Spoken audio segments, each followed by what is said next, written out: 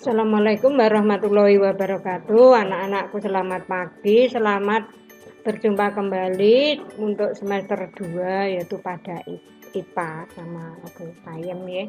Nah, gimana kabarnya, sehat selalu? Nah, terima kasih kamu telah mengikuti pembelajaran kemarin semester 1. Nah, sekarang kita lanjutkan semester 2 yaitu pada sistem ekskresi manusia ya. Sistem ekskresi manusia. Perhatikan gambar-gambarnya, kamu bisa buka paket untuk semester 2. Nah, setelah kamu mempelajari alat ekskresi manusia, berarti kamu diharapkan dapat menunjukkan alat-alat pengeluaran pada manusia dan menjelaskan bagian-bagian misalkan ginjal pada manusia dan menjalankan proses pembentukan urin. Nah, sekarang kamu lihat alat ekskresi manusia itu ada 4: ginjal, paru-paru, hati, dan kulit. Lihat gambarnya, kulit. Nah, paru-paru, hati, ginjal. Nah, sekarang ginjal. Nah, ginjal ini kalau kita lihat secara struktur bagian-bagian ginjal itu adalah ya, ada nefron, medula, pelvis, dan piala ginjal. Itu bagian ginjal. Nah, di mana ginjal itu dihubungkan dengan ureter, maka air kencing itu akan masuk pada kantong kemih. Nah, sekarang sebelum masuk ke kantong kemih, urin adalah disaring dulu ya, disaring dulu. Kamu lihat itu gambarnya ya, pada glomerulus, kemudian masuk pada tubulus distal, kemudian pada saluran korstek medula dan lengkung Hell. Nah, saluran yang atas itu atau saluran naik, yang paling bawah adalah akan masuk pada saluran penampung, ya, saluran penampung. Nah, ini struktur ginjal. Ya, struktur ginjal tadi kalau kita lihat di dalam tubuh manusia, nah, seperti ini gambarnya ginjal. Nah, kemudian bagian-bagian daripada ginjal itu adalah merupakan suatu penampang. Kalau kita lihat bagian yang paling luar adalah korstek. Kemudian bagian bawah adalah medula, di dalamnya itu ada medula. Kemudian ada nefron. Ya. Setelah nefron akan masuk nefron korstek. Yang terakhir menuju pelvis. Nah, proses pembentukan urin yaitu ada 3: filtrasi, reabsorpsi, argumentasi. Kamu lihat di sini ada corpus renalis, kemudian tubulus renalis, dan saluran penampang. Nah, di sini ada arteriola yang akan menuju, ada filtrasi dari darah menuju ginjal. Kemudian tanda panahnya ya, di situ ada glomerulus. Kemudian di sini ada bagian reabsorpsi dari tubulus ke darah. Berarti reabsorpsi adalah menyaring. Ya, menyerap. Kemudian urin itu adalah sekresi dari darah ke tubulus renalis atau disebut dengan argumentasi. Jadi proses urin itu ada 3: filtrasi, reabsorpsi, argumentasi. Nah, sekarang faktor-faktor yang mempengaruhi proses pembentukan urin. yaitu ada hormon antidiuretik atau ADH, kemudian hormon insulin, kemudian jumlah air yang diminum.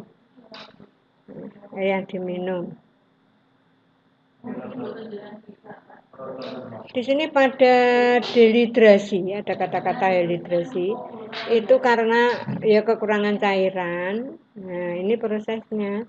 Ginjal mengalami meningkatkan permeabilitas sel terhadap air sehingga air berdifusi atau masuk ke dalam darah. Sehingga dapat meningkatkan osmosis plasma. Itu adalah prosesnya. Kemudian gangguan dan kelainan ginjal. Nah, yang pertama itu adalah gagal ginjal atau pneumonia. Kemudian ada nefritis, diabetes mellitus, ada diabetes mellitus, kemudian albuminuria, kemudian kencing batu. Nah, daripada kelainan ginjal ini disebut dengan penyakit pada ginjal. Penyakit-penyakit pada ginjal. Mungkin dari 1, 2, 3, 4, 5, 6 ini kamu pernah mendengar. Yang sering kali kamu dengar adalah diabetes. Ya. Diabetes, padahal diabetes itu ada dua, ada diabetes insipidus, ada diabetes mellitus. Di situ. Ya. Ini adalah gambar keadaan ginjal penderita uremia. Perhatikan, ginjalnya udah. Kemudian yang kedua, alat ekskresi yang kedua adalah paru-paru. Paru-paru mengeluarkan sisa metabolisme berupa karbon dioksida dan uap air. Misalnya kamu menghembuskan ke kaca, mesti kaca itu akan warnanya itu beruk-beruk ya, mengandung air. Nah, bagian daripada paru-paru itu adalah saluran dari hidung menuju paru-paru yang disebut dengan trakea. Nah, kemudian ada yang disebut bronkitis kanan dan bronkitis kiri. Nah, kemudian masuk pada bronkiolus. Setelah bronkiolus akan menuju pada alveolus. Nah, sekarang yang ketiga adalah hati. Fungsi ekskresi hati adalah menghasilkan empedu. Nah, ini kamu lihat bagian-bagiannya adalah ada lobus kanan, lobus kiri, kantong empedu. Kemudian yang keempat adalah kulit. Kulit mengeluarkan zat sisa berupa keringat. Ya, berupa keringat. Kalau kita olahraga, itu maka akan mengeluarkan keringat. Nah, di sini kalau kita lihat penampang kulit atau bagian-bagian kulit, yaitu kulit paling luar disebut dengan epidermis. Kemudian dermis. Kemudian ada rambut atau ada rambut itu ya, tempat pori-pori. Nah, sampai masuk ke dalam. Kemudian ada akar rambut, kemudian badan lemak, ada kelenjar keringat. Kalau kita keringat, mengeluarkan keringat, maka keringat itu sedikit-sedikit akan seperti ada minyaknya. Nah, kalau kamu lihat gambar sebelah kiri ada Strontium purneum, Strontium lucidum, kemudian ada Stratus glomerulus, kemudian ada Strontium spinosum, kemudian ada balsa, kemudian dermis. Dermis adalah paling dalam. Itu adalah bagian-bagian kulit. Jadi yang diingat-ingat, kulit itu mengeluarkan zat sisa yang berupa keringat. Nah, sekarang sistem ekskresi pada vertebrata itu proses pengeluaran zat sisa dilakukan melalui ginjal. Nah, di mana ginjal pada ikan, perhatikan ada ginjal pada katak, ada ginjal pada reptil, dan ginjal pada burung. Nah, coba kamu pahami di mana perbedaannya. Nah, itu kalau pada ikan, itu ada lambung, usus, kemudian baru ginjal, ureter. Tapi kalau pada katak, ginjal dan kloaka. Pada reptil, ginjal dan kloaka. Kemudian pada burung juga ginjal dan kloaka. Itu adalah perbedaan daripada vertebrata.